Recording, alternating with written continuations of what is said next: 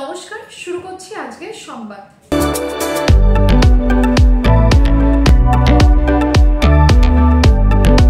চৌঠা নভেম্বর থেকে শুরু হচ্ছে রাজ্যে এসআইআর প্রক্রিয়া। ৪ঠা ডিসেম্বর পর্যন্ত এই কাজ চলবে। সর্বত্র এসআইআর এর জন্য ফর্ম ফিল আপের কাজ চলছে। নির্বাচন কমিশনের তত্ত্বাবধানে বিএলআররাও বাড়ি বাড়ি এসআইআর এর ফর্ম পৌঁছে দিয়েছেন। এরপর ফর্ম জমা নেওয়ার কাজ শুরু হয়েছে।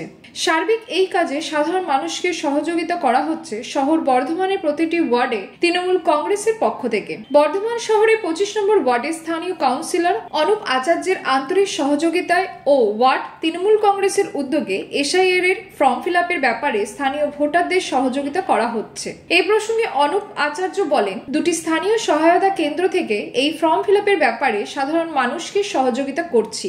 এছাড়াও ৩-৪টি স্থান থেকে এসআইআর এর ফর্ম ফিল আপের ব্যাপারে সাধারণ মানুষকে সহযোগিতা করার জন্য তৃণমূল কংগ্রেসের নেতৃত্ব ও কর্মীরা সহযোগিতার হাত বাড়িয়ে দিয়েছেন। সব মিলিয়ে ওয়ার্ডে ৬-৭টি জায়গা থেকে এই ফর্ম ফিল আপের ব্যাপারে সাহায্য করা হচ্ছে। এই কাজ আগামী ৪ঠা ডিসেম্বর পর্যন্ত চলবে।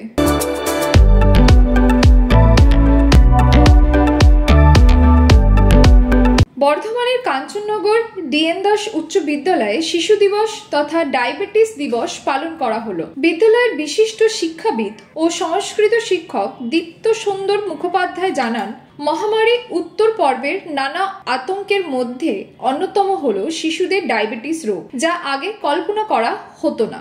কিভাবে কমছে তাদের ইনসুলিন ক্ষরণ, বাড়ছে তাদের রক্তের শর্করা এবং এর সমাধানই বা কি, এ বিষয়ে ছাত্রছাত্রীদের নিয়ে মনোজ্ঞ আলোচনা সভার আয়োজন করা হয় বর্ধমানের কাঞ্চননগর দীননাথ দাস উচ্চ বিদ্যালয়ে। অনুষ্ঠানে তথ্য ও সংস্কৃতি আধিকারিক রামশঙ্কর মণ্ডল বলেন, আমাদের মধ্যে সচেতনতা দরকার।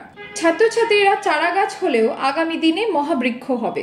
সারদা আশ্রমের মহারাজ স্বামী দুর্গেশানন্দ পুরী ওং সহ ইত্যাদি উপনিষদের মন্ত্র উচ্চারণ করে বলেন, গুরু শিষ্যের সম্পর্কে উপলক্ষ করে সমাজের সকল শ্রেণীর মানুষের মধ্যে পারস্পরিক সহযোগিতার বার্তা প্রাচীন ভারতীয় সংস্কৃতি দিয়েছে, তা আজকের দিনেও সমান প্রযোজ্য।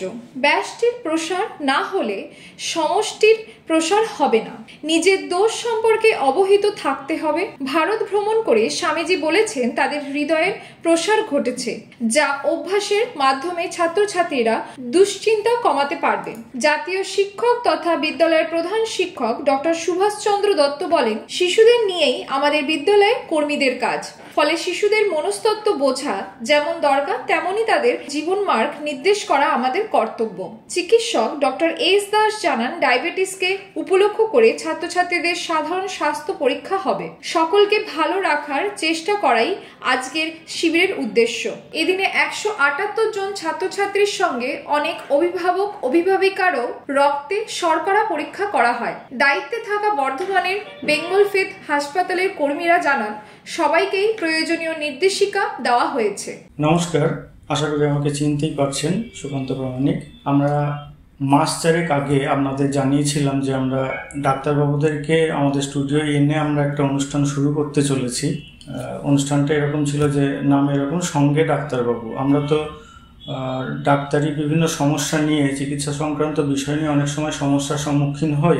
তখন চটজলদি কোনো সিদ্ধান্ত নিতে না পেরে হয়তো আশপাশের মানুষজন যা বলছে আমরা সেটাই করি ভয়ের কারণে। এবার আমরা এই মন্তব্যগুলো যদি সাধারণ মানুষদের কাছ থেকে না শুনে যদি বিশেষজ্ঞদের কাছ থেকে শুনি, যিনি যে বিষয়ে চিকিৎসক তার কাছ থেকে শুনি, আমাদের মনে হয় তার পরামর্শটা রোগের ক্ষেত্রে আমাদের অনেক বেশি উপযুক্ত হবে, অনেক বেশি কাজে লাগবে। তো যথারীতি সেই জুলাই থেকে আমাদের অনুষ্ঠান চলছে, সঙ্গে ডাক্তারবাবু অনুষ্ঠান। আপনারা যদি এই অনুষ্ঠানগুলো দেখেন আমাদের খুব ভালো লাগবে, আপনাদের জন্যই করা। প্রত্যেক মঙ্গলবার আমাদের স্টেট কার্ড নিউজ থেকে অনুষ্ঠান সম্প্রচারিত হয়। আপনারা সেখানে আসুন, দেখুন অনুষ্ঠানগুলো এবং আপনাদের মতামত যদি জানান, কিভাবে আপনারা উপকৃত হচ্ছেন বা কিভাবে উপকৃত হতে পারেন, কি বিষয় জানতে চাইছেন, এগুলো জানতে পারলে আমাদের সেই ধরনের অনুষ্ঠান করতে আরও সুবিধা হবে। তবে আমরা আগেও কিছু অনুষ্ঠানে বলেছি যে আমরা লাইক শেয়ার কমেন্টের জন্য অনুরোধ করি না, করবও না।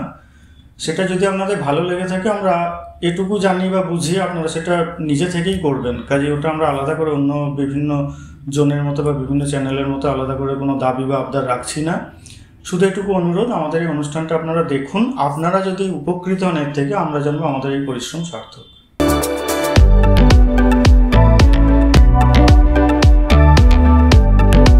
আজকের সংবাদ এই পর্যন্ত। নমস্কার।